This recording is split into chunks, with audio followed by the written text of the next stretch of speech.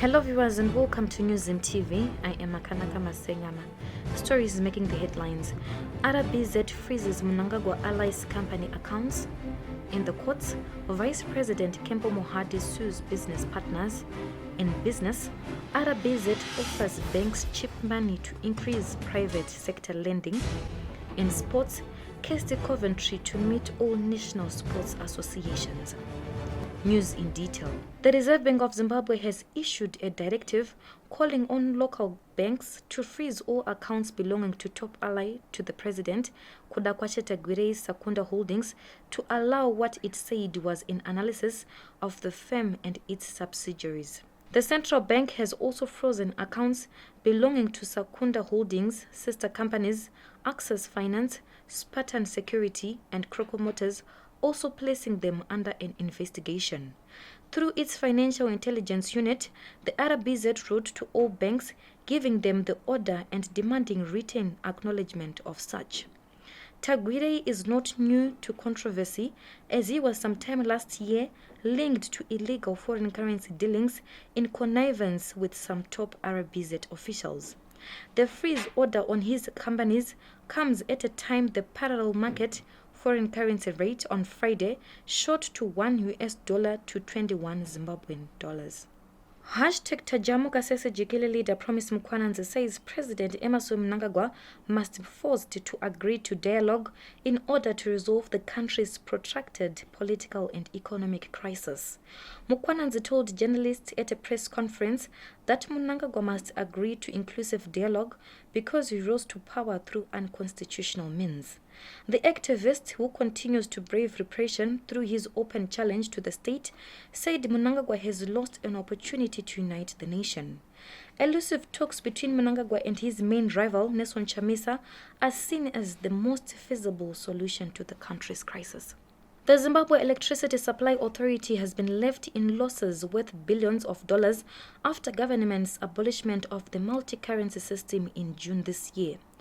Under the SI 142 of 2019, the local currency was declared the sole legal tender in the country, giving advantage to companies and individuals who have access to US dollars to convert the amounts on the parallel market and repaying the power utility. Zesa Holdings Group Financial Director Eliab Chikwenere told the Jobo Gabuza-led Parliamentary Portfolio Committee on Energy and Power Development Friday that the exchange rate has left the power producer counting huge losses.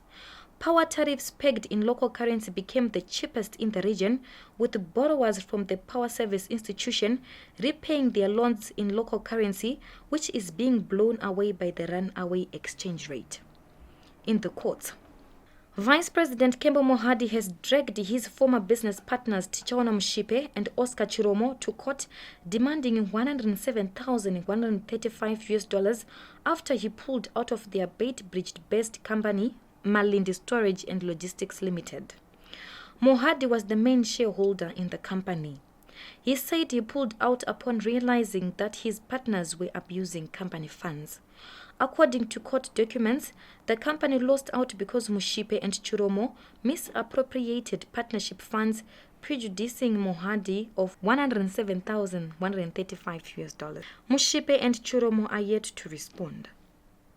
In business, Reserve Bank of Zimbabwe has moved to offer banking institutions a cheaper financing facility in a bid to boost credit availability to the private sector and economic growth support. In a recent monetary policy statement, RBZ Governor Dr. John Mangagwa expressed concerns about the depressed levels of productivity and their implications on both exchange rate stability and potential output of the economy. Mnangagwa said the central bank will introduce measures and incentives to encourage banks to increase long-term lending to enhance credit to the private sector to support economic growth. The nation's private sector has grappled with the lack of foreign currency, which remains scarce in the country. We end with sports. Sports Minister KST Coventry will this Saturday meet all national sporting associations to apprise them on the new policy framework, as well as to dissect problems affecting the sporting fraternity in the country. Coventry is expected to address the gathering, which will bring together officials from her ministry the new Sports and Recreation Commission Board, headed by Gerald Mhlochwa, and representatives from all the country's national sports associations. SRC Corporate Communications Officer Tirivasheni Oyembwa said this is the first time that Coventry will lay out the policy direction that the sport sector will take going forward.